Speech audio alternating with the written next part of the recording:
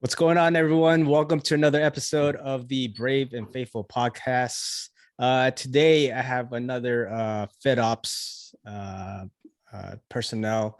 He is the Director of Aftercare in FitOps. And for those of you guys who don't know what FitOps is, FitOps' mission is to empowering veterans to discover renewed purpose through the power of fitness and community. So the Director of Aftercare, John Martin. What's going on, brother? Doing great, man. Thanks so much for having me. It's an honor to be on with you. Thank you. We're kind of talking offline. It's been a long time coming, and really do appreciate you for making the time, man. I know you guys are busy down there, but thanks for the time. I appreciate you, Doc, for exercising the ultimate amount of patience. So thank you. It's great to finally get on and be able to do this. Awesome, brother. So, I mentioned you're the Director of Aftercare FitOps, but just for our audience out there, tell us a little bit about you, John. What were you doing before you got involved with FitOps, and kind of just go into how you got involved with them initially. Sure.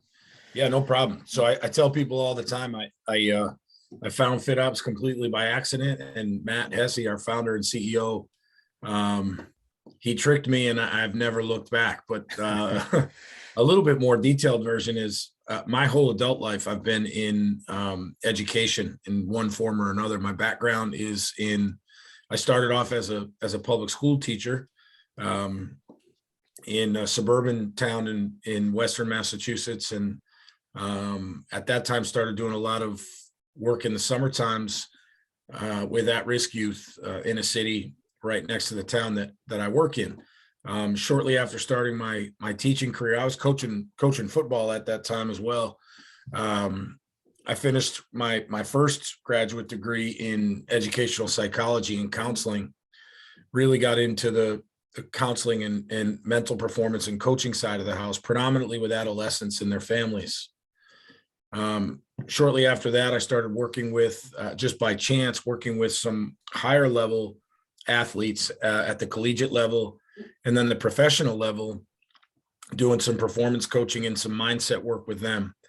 So about 20 years into my career in public education and a business I was running on the side where I was doing consulting and performance coaching, I met Matt completely by accident in New York City. I was at his gym at the time, and during that day, they were doing a professional development for his staff. And one piece of that was a speaker from the FitOps Foundation. I just happened to be at the gym with a friend of mine. I listened to, his name was Bobby. I listened to Bobby speak, and I was immediately drawn to the mission and the message. And with my background in counseling and performance coaching and psych, I thought it was an opportunity for me to somehow volunteer, and instead of saying thanks, find a way to give thanks. And so I asked Matt if I could start volunteering at his camps. But my background for a little over 2 decades prior to joining the team at University of Health and Performance and FitOps was as a counselor and a coach. So the transition for me was pretty natural. I think the biggest change was in the population. I worked predominantly with adolescents and families, and then a lot with elite level athletes. Right. And that's where I see the most similarity with the elite level athletes that I've worked with, college level and professional level athletes. That's where the most similarity is with the men and women from all branches of the military that I've been able to work with on the ground at FitOps, and then when they graduate from our cornerstone course and go back into their cities and towns. So you mentioned like the difference with the community that you're working with, right? What were some of the initial challenges that you had to face, working as a performance coach and now working with, veterans? Yeah, I actually, it's an awesome question. And I think what I love about this new role is I still face the challenges every day, and that's how I know I'm continuing to grow. I think the first challenge for me was around the language. And then the second challenge for me was internal, and really working hard to stay authentic and true to who I was, because I'm not a veteran. My father is a veteran from the Vietnam era. My older brother, is a veteran. But for me, the biggest challenge was internal. It was the insecurities around, do I measure up? Do I belong in this arena? Um, and then what is an ongoing challenge is continuing to empower men and women like you to understand that their time in service is an extremely valuable part of their journey and their story, but it is not the end of their story. Yeah. And how do we help them cultivate and craft their purpose once their uniform comes off? And that has been the biggest challenge for me. You know, when you work with elite level athletes, there are a lot of similarities with identity issues. When I ask a professional baseball player, for instance, tell me who you are. I want to know who you are. Oftentimes, the first things that they'll point to will be their athleticism and their life in athletics. And that's a lot of times at the expense of, well, I'm also a husband. Right. I'm also a father. I'm also passionate about my faith. You don't hear that a lot. And I found that to be similarly true, especially with the men and women that had been in uniform for a long time. The fear of transition and the fear of what their life will look like when there are no more chevrons attached to their collar and that uniform is gone. That's been a huge challenge, and probably the one that I'm most interested in working on, and we're working on at UHP and FitOps, is what does that transition look like? Yeah, you mentioned that challenge, but I think also that challenge is what the veterans face, right? You know, finding that next purpose, that next mission. So talk to us a little bit about you know, when you first joined FitOps as the director of aftercare, what have been some of the changes when you first joined to, you know, where it is now? Sure. Yeah, I'm always excited to talk about where we've been and where we're headed. Um, a lot has changed. When I first got on board with the foundation, we were a very small team, and we still are. But when I first started volunteering at camps, what I had noticed was it was an incredibly powerful experience for the men and women on the ground. But then, because the team was so small, there wasn't that continuum of care. There wasn't that through line with our alumni population, continued support, or even continued communication with classmates or the foundation itself, unless they did it on their own. So one of the first things I worked to do when I got on board was to see who was out there. I wanted to see what this community was all about. And so I started reaching out, as you know, started reaching out through emails and phone calls and text messages. And where we're at now is, you know, fast forward a couple of years, that the team has really placed an emphasis on what graduate support looks like. And now it's a myriad of services that our graduates can take advantage of if they so choose. One of the things that we focus on, as you know, Doc, is we are a foundation of empowerment, not entitlement. All right. And we're not going to hand you anything, but we believe that you have the tools and the skills to go earn it all. And we want to be able to help get you there. So I do weekly Zoom meetings for our classes to check in for those that can attend. I do bi-weekly national Zoom calls for our graduates across the country that want to check in. I try to bring in a guest speaker once a month. I do one-on-one performance and coaching calls. I'm a nationally certified grief recovery method specialist, so I do a lot of grief work individually with our veterans, and just a lot of regular check-ins. One of the things that we also do is we've begun to build partnerships with other nonprofits out there that specialize in mental health work for our veterans that might not be getting everything that they need, or might want to look into a different modality for clinical care and mental health care outside of the VA system. So on any given day, I could be on 10 to 12 to 15 different phone calls. And the supports are as different as the people that call. You know, some people just want to take 15 minutes to check in. And other people I spend 60 minutes with in a grief recovery session. It really just depends on the day and the veteran. I think the overarching theme, though, is that if you choose to stay connected with us, When you graduate, we will 100% stay connected with you. And if you choose to say, you know what, this experience was great for me, but I'm going back to my unit or my city or my town, and life is really busy, and I want to use these tools to forge ahead, but I know that you're there if I need some help, then that's okay too. There's Yeah. no requirement. There is no requirement whatsoever for students when they graduate to stay connected with me or the aftercare program in general, but we certainly hope that they will in one form or another. Yeah, I appreciate that, John. I do. Speaking of trying to connecting back with the past CVFOs, you mentioned about the weekly calls that you guys have. In your opinion, what are some of the trends that you're seeing as far as like the the the difficulties, the most difficult situations that our CVFOs are facing now after FitOps? Yeah, it is 100% my biggest passion in, and you spoke about it before, Doc, and you hit the nail right on the head when we talked about the challenges that I faced in transitioning roles are very similar and correlated to the challenges transitioning vets face. Um, Without getting too political, because that's never a place I want to go. I deal with problems as human problems, um, and I deal with struggles as human struggles. We all have them. But the military is one segment of our population, as you know, that represents the 1%.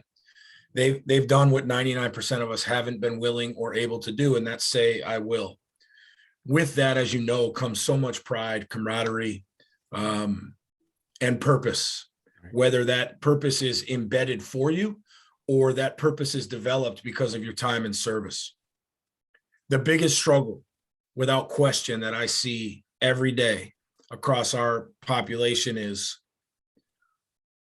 I knew exactly what to do and when to do it and how to do it, whether it was for 4 years, 8 years, 12 years, 16 years.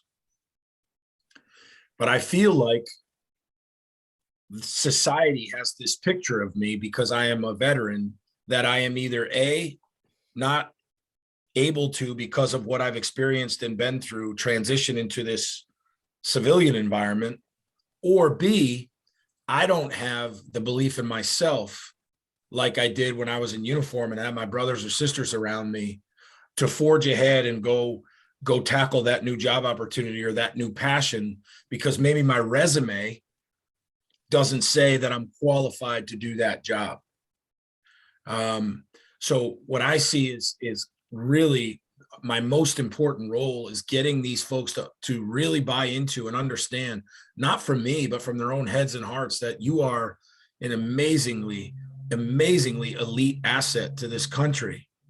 Yeah. And many of the skills that you honed in uniform are 100% transferable into the civilian world.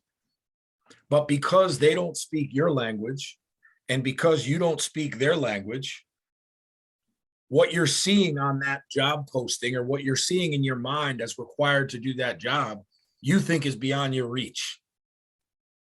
But all of the other skills that you learned while you were in uniform, being on time, being able to pivot, working through kinetic and stressful situations, adapting to different leadership styles, working long hours, ability to work as a team, all of the things that you have, most of these folks coming right out of college do not have.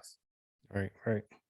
So how can we get you to understand that those are the skills that you want to sell yourself on when you walk into that interview, so that the employer goes, man, I can teach this dude X, Y, and Z, but I can't teach him what he already has, and he has it in spades. So Yeah, go ahead. no, I mean, in a nutshell, that's our biggest challenge. That piece of, guys, you are absolutely lethal. You just have to use that lethality in a different way.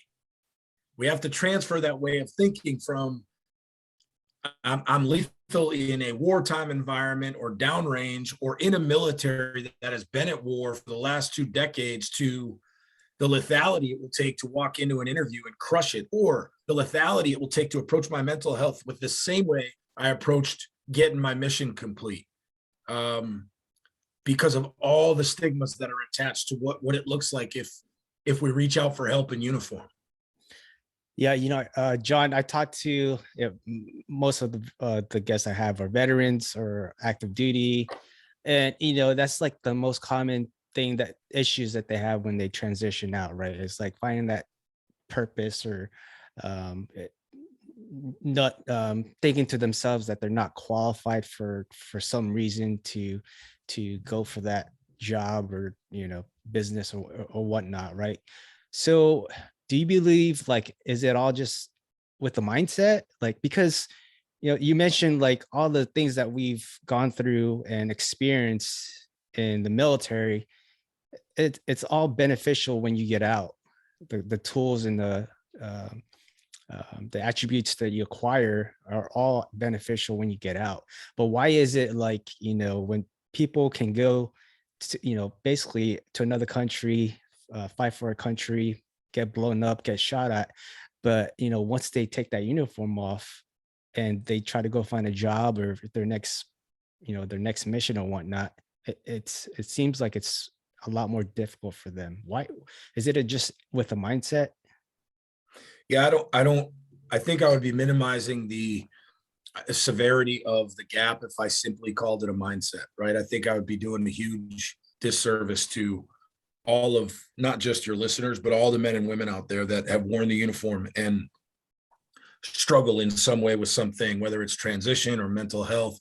So I don't think it's just a mindset, but I think the understanding that you can be as productive and beneficial out of uniform as you were in uniform is part of it.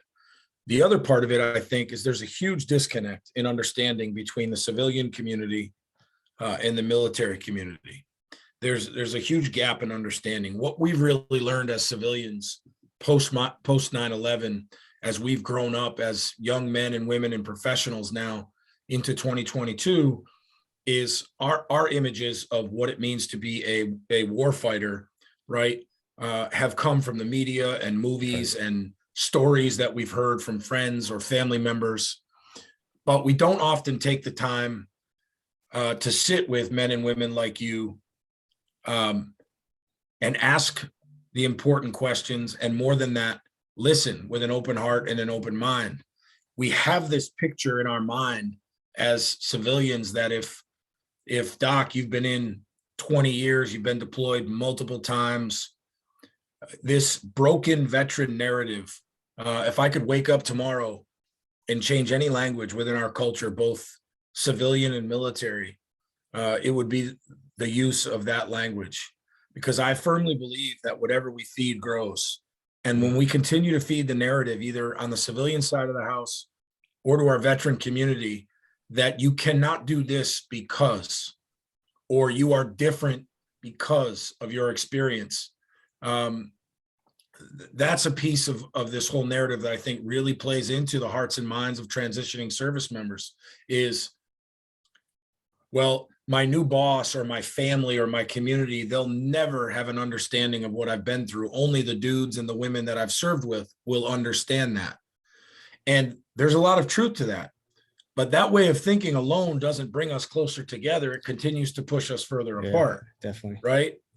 And so one of the gifts that this job has given me is the understanding that, holy cow, I have been around the brightest, most driven, most empathetic people I've ever met in my life. And I've traveled and spoken across the country. I've never met any people as a collective more adaptable and more ready to work together than the veterans and active duty service members I work with. So I think it's beyond just a mindset. I think we have to do a better job of bridging the gap between not just employers, but society as a whole and our 1% veteran population, because right now we're here. And what we've learned to do is we've learned to just say thank you for your service. Or we've learned to create nonprofits that will build you a home or will insert anything else. And not that there isn't value in that, right? But the best value, the longest lasting value, is intrinsic value, value that Right. comes from a defined purpose, the same one that you had while you were in uniform or while you were downrange. And then the other big piece, I think, is getting transitioning military veterans to understand that you are not your story. You're more than just your story. You are more than just your time in service, whether that was good, bad, or indifferent. You're more than that. You were someone before that. You will be someone after that. Right. Yeah, I think definitely agree with that.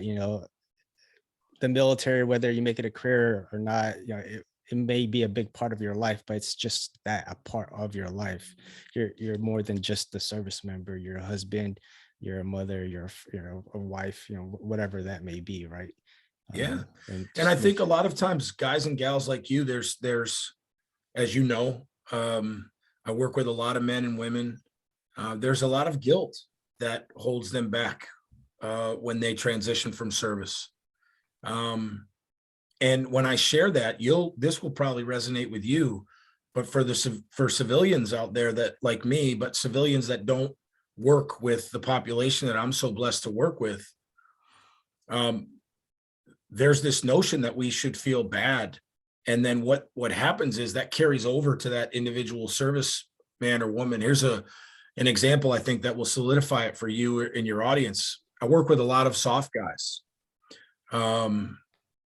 And I'm working with one right now. He's one of the most intelligent, internally beautiful dudes I've ever met in my life. And he spent a lot of time downrange, right? Lots of time. That's the other thing a lot of civilians don't understand. When you look at our time in theater in Iraq and Afghanistan and other places around the world over the last 20 plus years, really the percentage of men who actually went outside the wire and were behind a trigger and engaged is much lower than the population thinks. But we paint all of you with the same brush and we say, man, they must be, they must have had a really tough time. Well, what that does is it makes a service member or any human believe that I have to be defined by that story. And so I was talking to this dude, I still do almost every day. And he told me flat out, he said, Johnny, I love what I do. And I asked him, I said, are you good at what you do? He said, I'm really good at what I do. But if I leave my unit and I go into the civilian world and I get excited to talk to somebody about the things I did as a soft guy, are they going to think I'm crazy? Like the rest of the world thinks I'm crazy. Yeah. Because when I say I love what I do, it's not the killing that I love, but what do 99% of us not understand? What could I never possibly understand? Well, war is, yes, but war is also ugly. Ugly, yeah. War is violent. War is the most intimate of things that you could ever experience as a human being. And if you haven't experienced it, like me, and like 99% of the population, then that person that is transitioning out, they feel very alone. Yeah. They feel very alone. So now I've left my unit. My brothers are still training. They're working up for another deployment. They're still operating. I can't reach out to them because I feel disconnected, or I can, but we're going to hide it behind this mask of just being testosterone filled dudes. And we're going to talk about drinking beer, and we're going to talk about our time down range, but we're not really going to get into the stuff that's going to help us grow and get better. I can't go home and talk to my wife about it because I haven't in 15 years. Where do I even start that conversation? So with each day that passes, we get stuck in this place where nobody understands, and everything that I was good at is gone. And I see that a lot.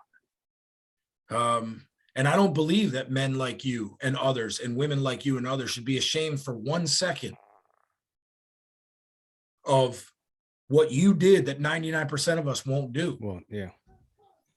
But there is guilt, as you know, there is guilt. Maybe, around losing brothers and sisters, maybe around certain situations that occurred that none of us could ever understand because it happened in a microsecond, but it changed somebody's life forever. So, John, what is the main focus now with Aftercare? Whew, that's a great question. I think probably the best way to answer that, brother, is I would say the main focus of University of Health and Performance and FitOps, period, is to be a catalyst for purpose for every human being that comes through our program. And we really focus on four main pillars of growth: think, train, feel, and lead. When we talk about defining purpose, that's like a buzzword that is used all over the place, right? But very Right. few places will you find what it looks like to cultivate that or to redefine it or to strengthen it, right? And so for us, we've sort of boiled it down to four things that we think are critical for the growth of not just veterans, but people. Um, think, train, feel, and lead. Think, move your mind. Let's work to learn something new every day. Train, move your body. We all come to FitOps because we have a passion in some way for fitness, right? Yeah. Feel, begin to get in touch with your emotions in honest ways, and learn to lean into those emotions in ways that maybe you haven't before. I think that's the most difficult thing for It us. is Yeah. without a doubt, man. Yeah. Of all the exercises that we do throughout this 21-day experience, the toughest exercises for all of our people, and I don't just mean our vets, but I mean our staff too. The toughest part is leaning into that stuff that, All right. The hard ooh, stuff. Yeah. and here's why it's hard. It's hard because long before the military, society tells us that, hey, nobody wants to hear about that stuff, right? And Yeah. then in the military, it's mission, mission, mission. And dudes and gals are really afraid of disclosing mental health struggles because of their rank, their promotion, their career. There's so many reasons. Well, this is a safe place and a secure place where we're not connected to your unit. But the toughest part on camp is that feel pillar. And we do it very intentionally now. We do it very gradually. We do it. And by the way, we meet you where you're at, man. So that dude I was telling you about that was just downrange a month before he came to us, when he gets there on night one, I'm not asking him to empty his backpack in front of 30 people. Right. Like we're just going for a walk and having a cup of coffee to get to know one another. We're creating an environment where it's safe to be whoever you choose to be. We don't push you in that way. What we do push you to do is to become really emotionally honest with how you're feeling in the moment. Because we can't control what happened an hour ago, a year ago, or 5 years ago. But let's identify what we're feeling right now and let's think about how we can step into it. And that's feel in a nutshell. And then lead. We want you to talk about, hey man, what's your value system? What does it look like? No matter what do you stand for? And how can we help you strengthen that? And then, so aftercare is, man, how do we keep that front and center for you? How do we keep that top of mind for you when you go back home? Because man, like any other experience, if I go to the gym for a month, I'm going to feel great. But if I don't stay with it, Yeah. I'm going to fall apart pretty quickly. Yeah. Definitely. Definitely. Our mental health and our mental performance has to work the same way that we train. It is only a skill if it holds up under pressure. People talk about skills all the time, but by definition, it is only a skill if it holds up under pressure. Well, how do we get it to hold up under pressure? We have to do it every day through small, deliberate, correct actions. We try to do too much at once, we usually quit. If we put it off for a few too many days, we usually don't start. Yeah, you mentioned I was reading one of the articles on the website, Start by Starting. Yeah, yeah, Can you tell or talk to us a little bit about that? sure. So it's one of the things that I spend a lot of time researching, talking to people about, trying to learn more about. That blog that you're talking about is one I wrote about a year and a half or 2 years ago, because I noticed a theme within our population that there was a couple different things happening. One, if they identified a starting day to do X, and this is not atypical of all people, not just veterans. Right. And this is a human thing. A lot of times what we do is we try to do too much at once. Okay. We get really excited, get out of the gate. We try to do too much at once and we end up falling flat, or we run into an unexpected obstacle and we're not prepared for it. Right. So we do one of two things, but most of the time we do the latter, which is we quit. And we say, that wasn't for me. Or we deflect and say, well, it's because of this, or it's because of that. So that's one thing I saw. And then the other thing I saw is that there was no plan. When you're in the military, you guys have a plan for everything. And then you have a plan for a plan. For the plan. Right? Well, for some reason, not all of us take that with us when we leave, whether we leave our job, our unit, whatever it is. So start by starting is really this idea that when you look at getting to the finish line, whether it's a week, a month, a year from now, what is one thing, just one thing that you can do today that will get you one step closer? And then do that again tomorrow.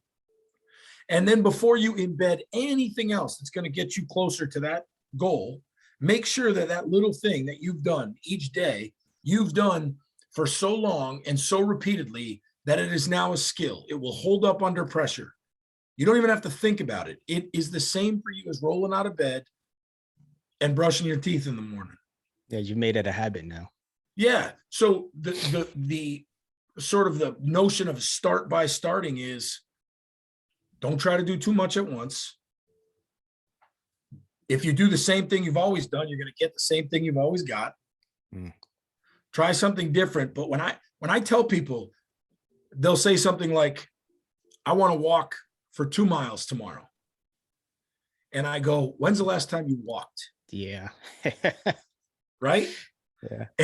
And they'll go, well, it's been years. I said, how about this? How about you just go for a walk around the block tomorrow? Yeah. And they go, well, that's not enough. It's not going to do anything for me. We need to condition our minds the same way we condition our bodies. And when we talk about our reps, right? When we talk about reps, I tell our folks all the time, our reps are not just in the weight room on the squat rack.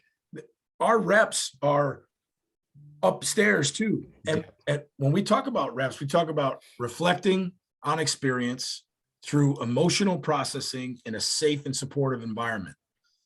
How are you getting those reps? And so for you, it's not the act of walking around the block that's going to make you more physically fit on that day. But what we're trying to do is develop habits. Because when you go for that 2 mile walk and then you can't walk well for 5 days, how likely are you going to be to walk? You're going to want to quit. Yeah. It's that vicious cycle, right? Yeah. Man, I loved how you explained that, John, because it kind of reminds me when I talk with my clients as well, right? When they've haven't done any training or gone to the gym in years, and they want, like you said, it's like they want to do everything at once, right? And then what ends up happening is they try to do everything at once and they're wanting to quit like 2 months later, because you're right. Like if we can just focus on just one thing that will make us 1% better every day. What is that one thing? Let's try to do that first, right? Yeah.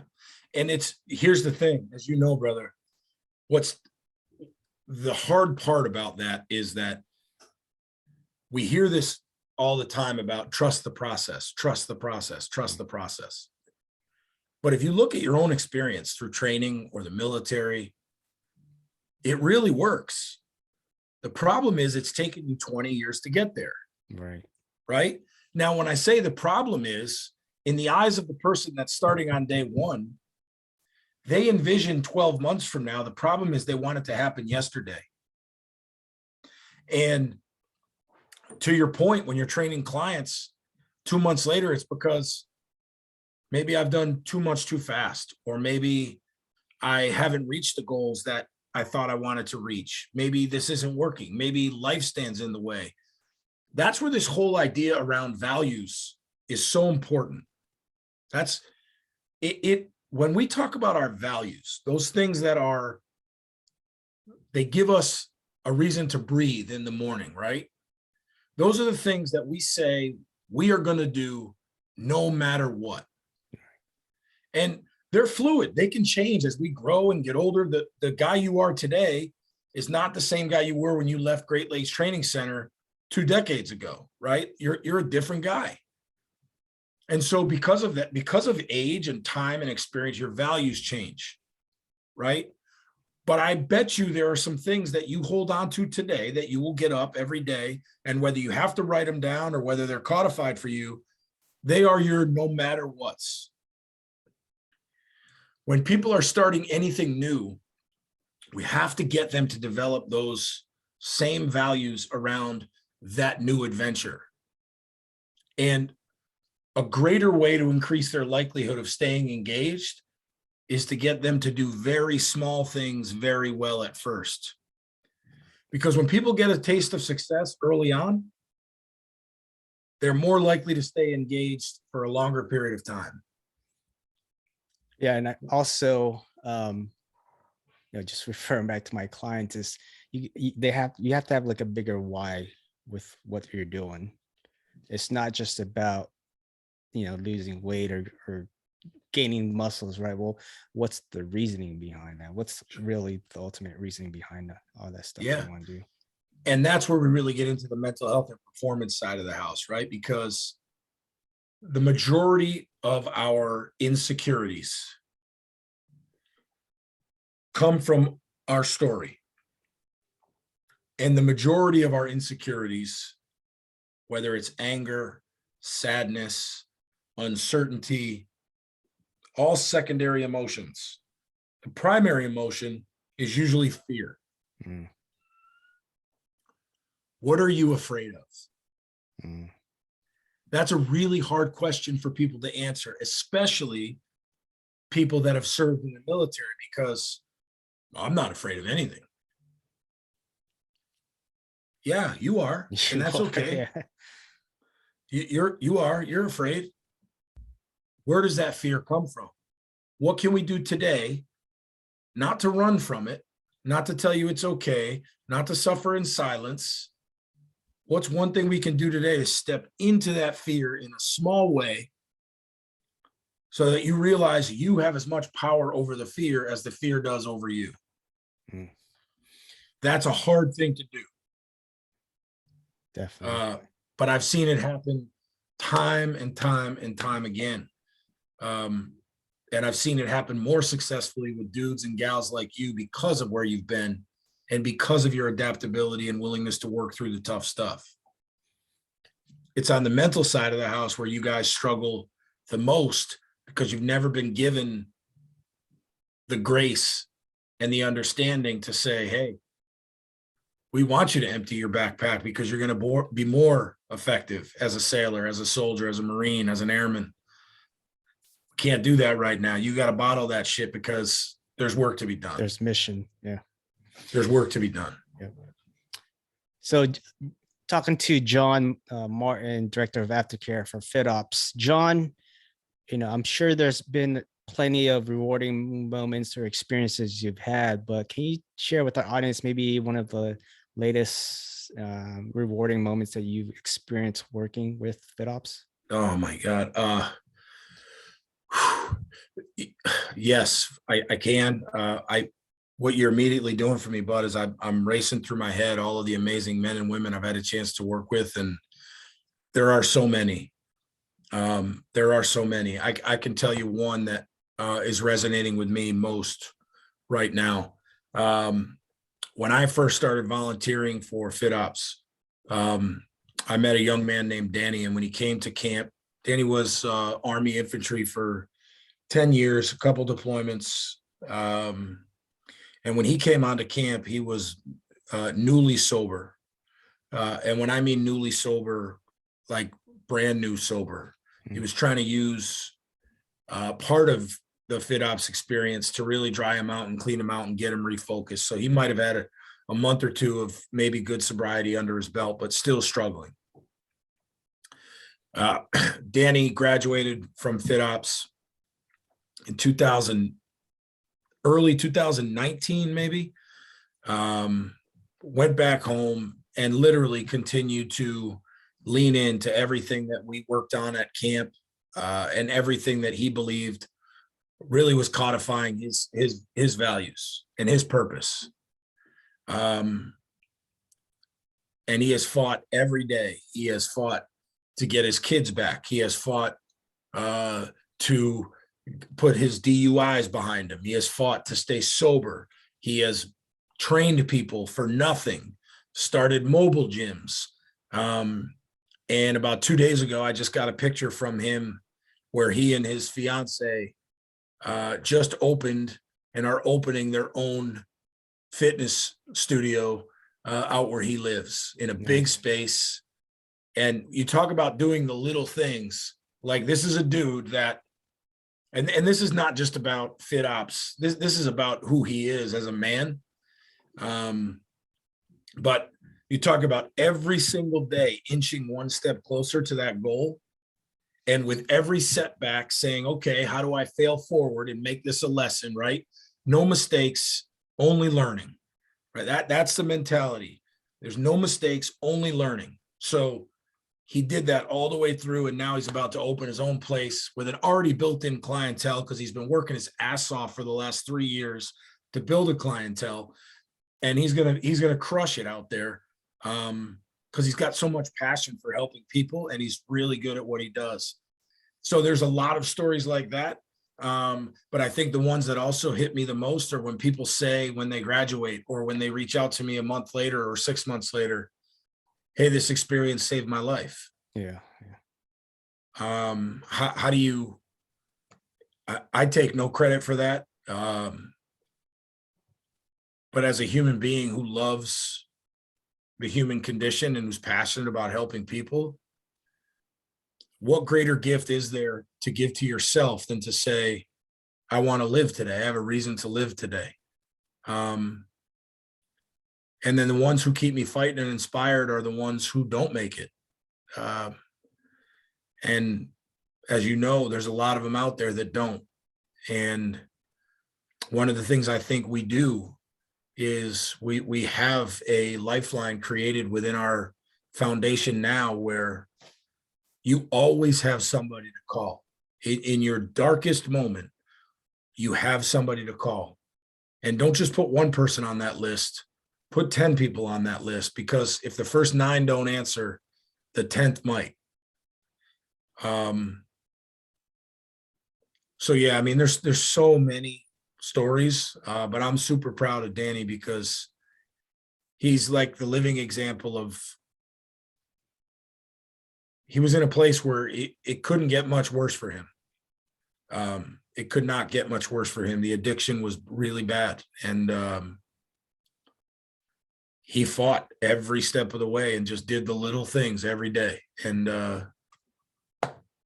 trusted the process, you know?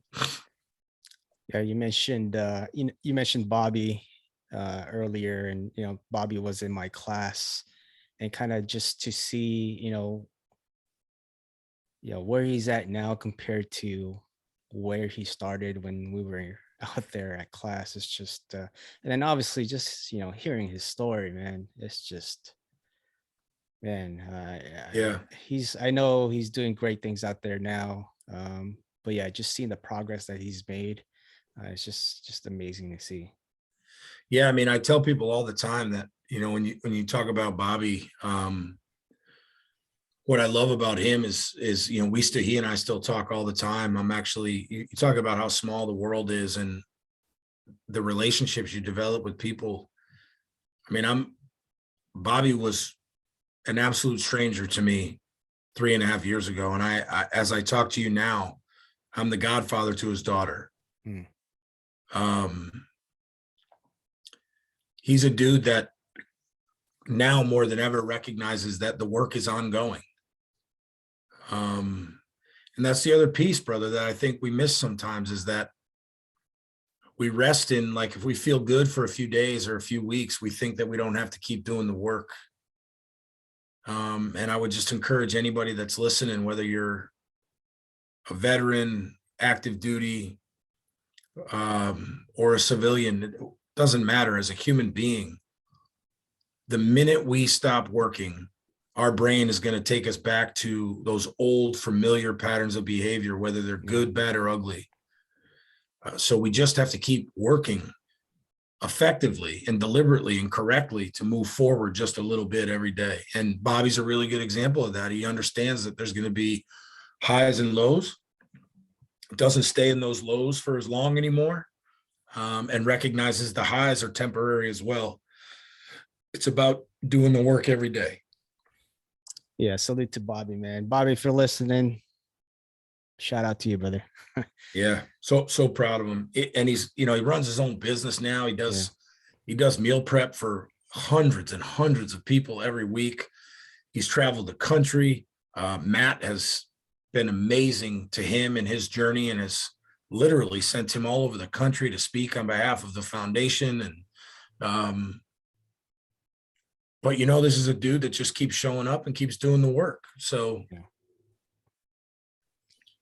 So John, going into our second segment of the podcast here, we talked a little bit, a lot about, your performance coaching, what you were doing before FitOps, aftercare, where it was compared to where it's going, and, start talking a little bit about starting. If there's anything that you want our audience, our listeners, our viewers to take away from this episode, what would that be? Man, these are the best questions I've ever gotten as a guest on a podcast, and I've done a bunch. I'm grateful for that question. Well, I think a couple things. One,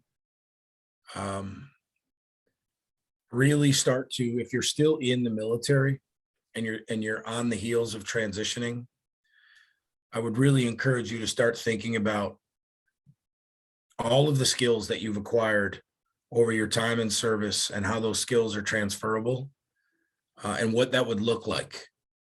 The other thing is, remember, you are not your uniform. You were something before then, and you have the opportunity to earn anything that you want after service.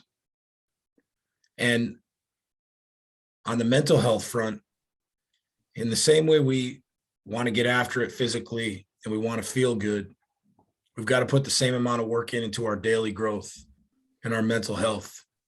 And there's this cliche about don't be afraid to ask for help, but I think we have to be fair and honest in saying that a lot of folks don't know how to ask for help. Yeah. And so if you need help, even asking for help, even figuring out what that would look like, reach out to people that you trust. Reach out to folks that have transitioned before you, that you see are doing well, that you see are growing and thriving. Reach out to them. There's no community on this planet more supportive of one another than brothers and sisters in arms, because you guys have been through the most kinetic and intimate of times together that none of us can understand. So if you see someone out there that has transitioned and they're doing well, man, steal some of that secret sauce and figure out what it is for them. And no matter what, do what you've always done when you transition, and that is stay in the fight. No matter what, stay in the fight. It's never as bad as it seems. It's never as good as it seems. Stay in the fight. I love that message, man. Just stay in the fight. And then you also mentioned, wrote it down here, you're not your uniform. You're something else before that. So, and then also just finding the value, right? Finding the value of yourself, your self-worth, and see what you can find out there.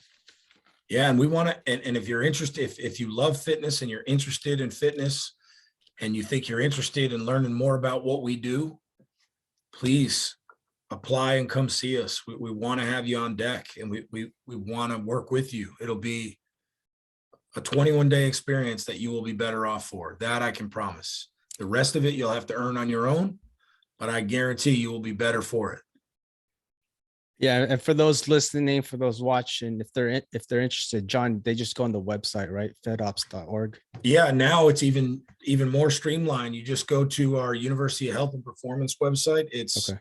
www.university-hp.com. Okay. We're running 7 or 8 more camps in 2022. Brand new 500-acre campus in Northwest Arkansas. And we would love to have you. We would love to have you. And this is just so your audience is aware, this is for active duty, reserve, guard, or veterans. As of right now, there are no programs for our cornerstone course, the FitOps course, as you know it, brother. Right now, it's for veterans or active duty service members. Right. And we'd love to have you. Come check us out. Come spend some time with us, and you'll work with a great group of men and women. You'll reconnect with your brothers and sisters in arms, and you'll all grow together, and you'll have a ton of fun doing it. Again, that's the university.hp.com for them to apply. That's it. University-hp.com. And Doc, you have my contact information. So if anybody reaches out to you, I'm happy to talk offline with anybody that might want to just dig into this stuff a little bit more, or might even need some help moving down the road. I'm happy to try to do that. Yeah, we'll definitely put that in the show notes once this comes out. So great. So John, going to the second segment of our podcast here, this is what I call the Fast Five. These are the same 5 questions I ask my guests. Are you ready? Let's do it, man. All right. So first question, what's one hobby you enjoy? I love saltwater fishing. Okay. With my son. My son and I are saltwater fishing junkies. Next question, if you had to choose one person to hang out with for one day, who would it be and why?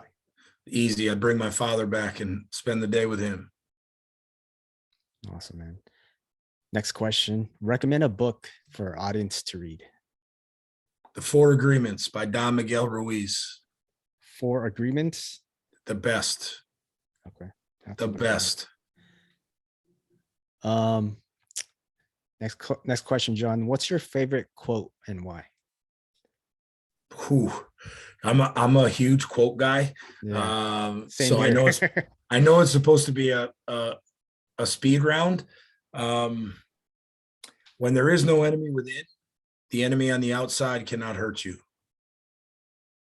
When there is no enemy within, there's the enemy inside can hurt you. When there is no enemy within, the enemy on the outside cannot hurt you. That's an African proverb. Okay. Never heard that one before. I have to look that up.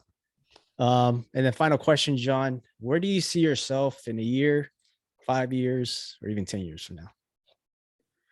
With the grace of God, if my health remains, and I see myself hopefully still married to my beautiful wife, fully involved with my kids, and doing the work that is absolutely aligned with my purpose, and that is with UHP and FitOps, and helping who I truly believe in my heart are our country's greatest asset, our veterans. I've never felt so personally or professionally fulfilled in my entire life.